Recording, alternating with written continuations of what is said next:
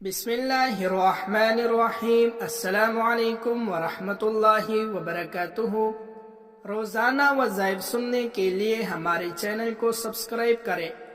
ایک شخص نے رات کو یہ آیت 7 بار پڑھا تو اس کے ساتھ کیا معجزہ ہوا، یہ جان کر آپ بھی پڑھنے پر مجبور ہو جائیں گے۔ معزز سامعین، آج کا وظیفہ جو آپ کے لیے میں لے کر حاضر ہوا ہوں، یہ بہت ہی لاجواب وظیفہ ہے، جو کہ سورۃ الرحمن کی ایک آیت کا وظیفہ ہے۔ بہت سے پیاری آیت کا وظیفہ ہے، جس کا اللہ تعالیٰ نے اس سورت میں بار بار تکرار فرمایا ہے۔ اس آیت کے وسیلے سے اللہ تعالیٰ سے آپ جو بھی مانگیں گے آپ کو وہ ملے گا۔ بس یقین کامل کے ساتھ آپ اس آیت کا وظیفہ کریں اور اللہ تعالیٰ سے مانگے۔ جو بھی مسئلہ ہو، پریشانی ہو، کوئی حاجت ہو، کوئی درد ہو، کوئی مشکل ہو تو یہ وظیفہ کرے اور اپنے اللہ سے مانگے۔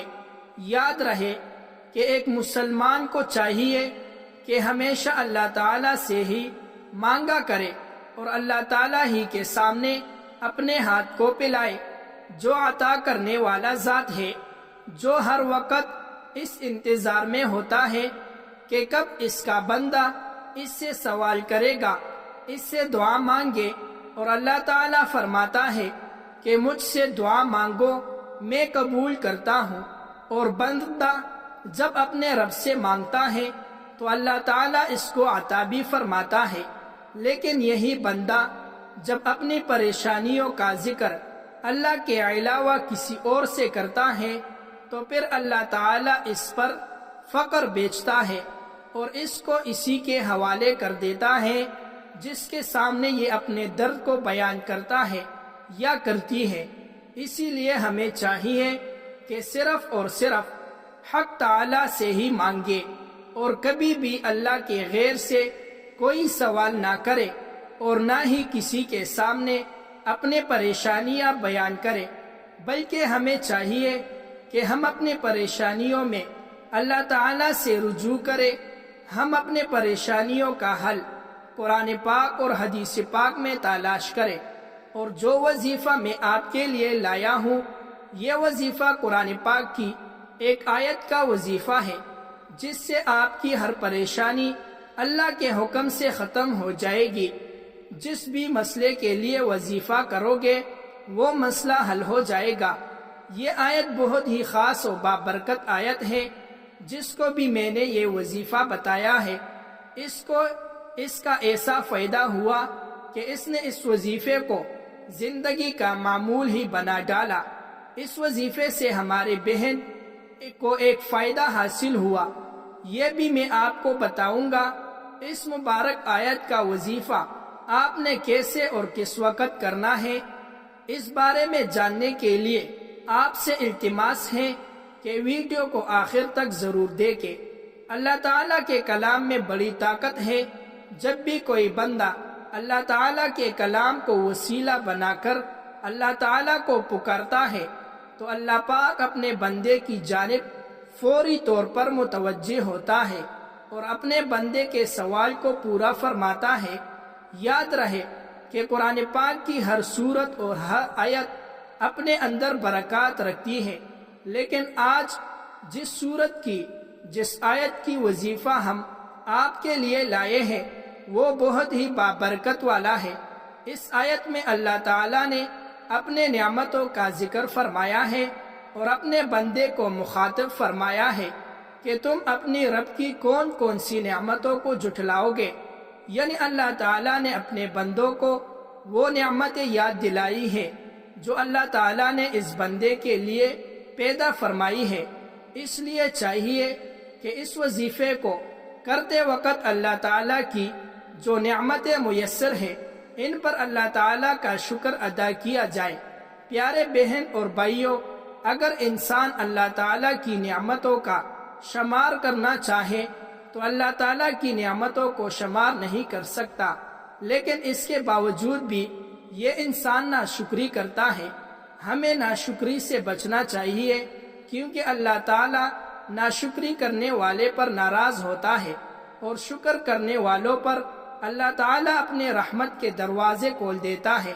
محترم سامعین، اس سے پہلے کہ ہم آپ کو اس وظیفے کا طریقہ بتائیں، آپ کو ہم اپنی ایک بہن کا میسج سناتے ہیں جو انہوں نے ہمیں اپنے واٹس ایپ کیا تھا، جس میں ہماری اس بہن نے اس وظیفے سے حاصل ہونے فوائد کے بارے میں بتایا۔ ہماری اس بہن کا یہ میسج آپ انہی کی زبانی ملاحظہ فرمائیں۔ وہ لکھتی ہیں، شادی شدہ زندگی میں صرف فاقہ تنگ دستی، جھگڑے گالے گلوچ اور گھر سے نکلنے دھکے وغیرہ پڑنے مجھے لگے۔ گھر سے نکالا گیا، طلاق کی دھمکیاں سہتی اٹھاری، سال گزر دیا۔ اس کے علاوہ میرے شوہر گزشتہ 18 سال ہی سے بیمار ہے۔ حال یہ ہے کہ ساری کمائی ہسپتالوں، بیماریوں پر خرچ ہوتی ہے اور میں خود بھی بیمار ہو گئی اور گھر کا کام کاج تک نہیں کر سکتی، اور پھر میں نے اپنی تمام گھریلوی پریشانیاں لکھ کر آپ کو واٹس ایپ کیا۔ آج 1 سال ہو گیا۔ آپ نے مجھے اس رات کو سونے سے پہلے ایک عمل بتایا تھا۔ میں نے آپ کے بتائے ہوئے وظیفے کو جاری رکھا اور الحمدللہ آج میں پرسکون ہوں۔ میرے شوہر کی بیماری بھی اب تقریباً ختم ہو چکی ہے، ہسپتالوں سے بھی جان چھوٹ گئی۔ اس کے پڑھنے سے اللہ تعالیٰ نے ہمیں بہت سی اچھی جگہ کاروبار عطا کیا۔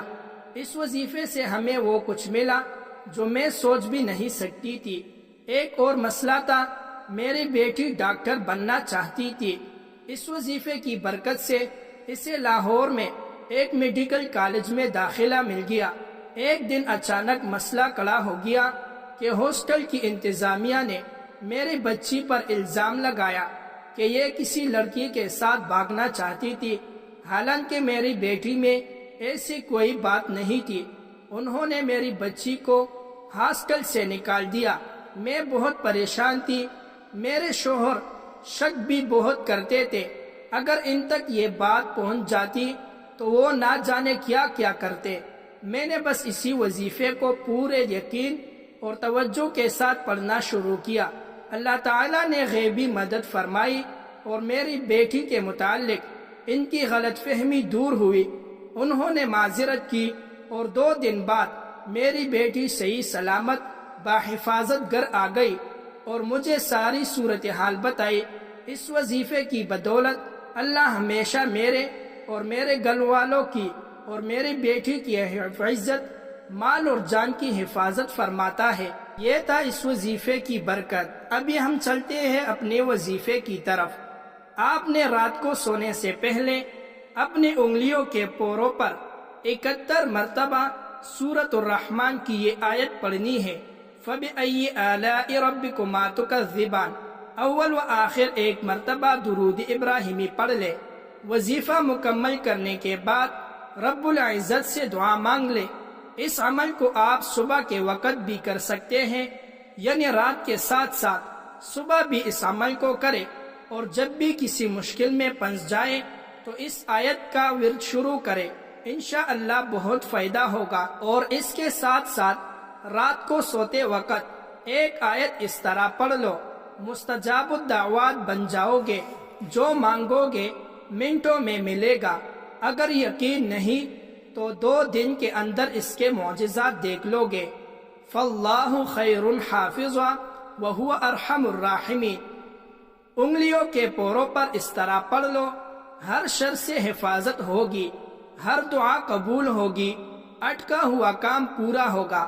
سونے سے پہلے تم اس طرح پڑھ لو، یا گھر سے نکلتے وقت 11 بار پڑھ لے، ہر شر سے محفوظ ہوگی۔ اور دعا کی قبولیت کے لیے رات کو سونے سے پہلے 10 منٹ اس آیت کا فاللہ خیر حافظا وہو ارحم الراحمین ورد کر کے سو جائے، انشاءاللہ مستجاب الدعوات بن جاؤ گے، پھر جو دعا مانگو گے فوراً قبول ہوگی۔